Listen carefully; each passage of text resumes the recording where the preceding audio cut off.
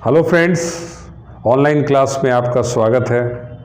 दोस्तों, आज हम लोग अकाउंटिंग फॉर पार्टनरशिप फर्म्स के फंडामेंटल्स की बात करें, यानी पार्टनरशिप फर्म्स में जो अकाउंटिंग होता है उसके कुछ फंडामेंटल्स बातों की जानकारी हमारे पास होनी चाहिए।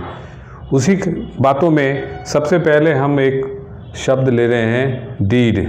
जैसा कि दोस्तों हम जानते हैं कि पार्टनरशिप बिजनेस के लिए एग्रीमेंट ज़रूरी है, बट एग्रीमेंट हम रिटेन भी कर सकते हैं और ओरल भी कर सकते हैं। लेकिन अगर रिटेन एग्रीमेंट करते हैं तो जो डॉक्यूमेंट्स हम तैयार करते हैं उस डॉक्यूमेंट्स को हम पार्टनरशिप डीड कहते हैं, यानी डीड यानी साझेदारी संलेख कहते हैं। तो साझेदारी संलेख उस डॉक्यूमेंट्स को हम कह रहे हैं कि हमारे पार्टनरशिप बिजनेस में जो पार्टनरशिप बिजनेस के टर्म्स कंडीशंस होंगे, नियम और शर्तें होंगी, उन सारी बातों का जिक्र हम अपने डीड में करेंगे। यानी पार्टनरशिप डीड उस डॉक्यूमेंट को हम कह रहे हैं कि ये रिटेन डॉक्यूमेंट है of terms and conditions of partnership business. यानी पार्टनरशिप बिजनेस के सारे टर्म्स कंडीशंस को राइट डाउन कर दिया गया, इस डॉक्यूमेंट में लिख लिया गया, यानी ये एक रिटेन डॉक्यूमेंट है। इस डॉक्यूमेंट के होने से बहुत सारे फायदे हैं कि अगर कभी कोई साझेदारी व्यापार में साझेदारों के बीच विवाद होता है तो विवाद को ये लिखा हुआ चीज़ है, रिटेन डॉक्यूमेंट है, यानी विवाद की संभावनाओं को डीड कम भी करता है, और अगर विवाद आता है तो उस विवाद का निपटारण यानी रेडरेशल भी आसान होता है। यानी हालांकि पार्टनरशिप एक्ट 1932 में इस बात की अनिवार्यता नहीं रखी गई है कि एग्रीमेंट रिटेन हो या ओरल हो, यानी रिटेन एग्रीमेंट की कोई अनिवार्यता नहीं है। अगर साझेदारी व्यापार में हम समझौता करते हैं, एग्रीमेंट करते हैं, तो हम रिटेन भी कर सकते हैं और मौखिक भी कर सकते हैं, यानी लिखित भी और मौखिक भी। लेकिन अगर हम लिखित करते हैं तो डीड तैयार करते हैं। तो डीड के बहुत फ़ायदे हैं, लेकिन इस डीड में क्या क्या लिखा जाता है, इसमें कौन कौन सी बातों का जिक्र किया जाता है, इसके कौन कौन से क्लाउज होते हैं, यानी डीड अनेक खंडों में बटा होता है, यानी उसमें उसके जो क्लाउज हैं उसकी चर्चा हम लोग इस वीडियो में आपके साथ करते हैं। अगर क्लाउज की बात करें तो इसमें डिस्क्रिप्शन ऑफ पार्टनर्स, यानी सभी साझेदारों के बारे में बताना होगा, कौन कौन से साझेदार इस पार्टनरशिप बिजनेस में हैं, उनका नाम, पता, सब कुछ डिस्क्रिप्शन होना चाहिए। साथ ही डिस्क्रिप्शन ऑफ फर्म भी होना चाहिए कि ये फर्म का नाम क्या है, प्लेस इसका होना चाहिए, नेचर ऑफ द बिजनेस क्या है, यानी इस बात का भी जिक्र हम अपने डीड में करते हैं। साथ ही कमेंसमेंट ऑफ बिजनेस, यानी व्यापार को कब प्रारंभ किया जा रहा है, ये भी बात डीड में मेंशन होता है। और इसके अलावा जो बातें दूसरे खंड की बात है तो एक खंड में ये भी लिखा रहता है कि सभी साझेदार मिलके इसमें पूंजी का निवेश कितना कर रहे हैं, यानी उनका कैपिटल कंट्रीब्यूशन क्या है। इस डीड में ये बातें लिखी हुई होती हैं, मेंशन होती हैं। फिर साथ ही उनके प्रॉफिट शेयरिंग रेशियो क्या रहेंगे, वो कैसे अपने लाभ हानि का बंटवारा करेंगे। वैल्यूएशन ऑफ गुडविल की चर्चा हम लोग आगे करेंगे, लेकिन मोटे तौर पे ये बात समझ लेना चाहिए कि एक व्यापार का एक इंटैंजिबल एसेट है गुडविल, जो व्यापार में एसेट के रूप में है और जो कि अदृश्य है, इंटैंजिबल है। यानी आवश्यकता पड़ने पे व्यापार में गुडविल का मूल्यांकन किया जाता है, और मूल्यांकन करने की क्या विधि होगी, इस बात का जिक्र डीड में पहले ही तय कर लिया जाएगा। यानी वैल्यूएशन ऑफ गुडविल किस मेथड से किया जाएगा और वैल्यूएशन ऑफ एसेट्स किस मेथड से किया जाएगा, इस बात का भी जिक्र है। साथ ही रेम्युनरेशन यानी पारिश्रमिक, साझेदारों को उनके काम के बदले में फर्म सैलरी या कमीशंस देती है, इसका भी जिक्र अपने डीड में कर लिया जाता है।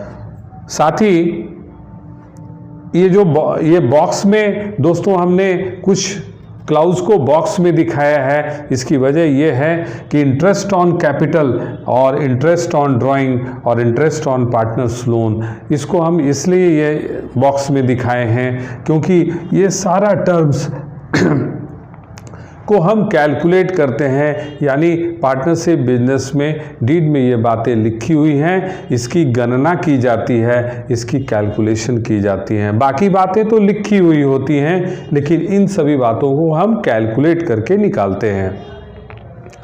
साथ ही पार्टनर्स के क्या राइट और ड्यूटी होंगे फर्म के प्रति, उनके क्या अधिकार होंगे, क्या उनकी शर्तें होंगी, ये लिखा रहता है। सॉरी। और साथ ही डीड में इस बात को मेंशन किया जाता है कि साझेदारी व्यापार में आगे चल के हम किसी नए साझेदार को अपने व्यापार में जोड़ते हैं या पुराना कोई साझेदार सेवानिवृत्त होना चाहता है, रिटायर होना चाहता है या किसी साझेदार की मृत्यु हो जाती है। इन सभी परिस्थितियों में फर्म के क्या नियम और कानून होंगे, टर्म्स और कंडीशंस क्या होंगे, ये सारे बातें लिखी जाती हैं। जैसे दोस्तों एक एग्जाम्पल के तौर की बात की जाए तो पार्टनर के डेथ होने पे अमूमन साझेदारी व्यापार समाप्त हो जाता है, बंद हो जाता है। लेकिन अगर ये डीड में ये बातें मेंशन की रहेगी कि साझेदार के मृत्यु होने पर भी साझेदारी व्यापार अपना काम करते रहेगा, यानी इन सारी बातों का जिक्र हम अपने डीड में, पार्टनरशिप डीड में करते हैं। यानी डीड एक महत्वपूर्ण दस्तावेज है व्यापार, साझेदारी व्यापार के संचालन के लिए। यानी साझेदारी के व्यापार में जो डीड, जो डॉक्यूमेंट है, उसमें ये सारी बातों का जिक्र किया जाता है, यानी सारे terms and conditions partnership business के इसमें दर्ज होते हैं।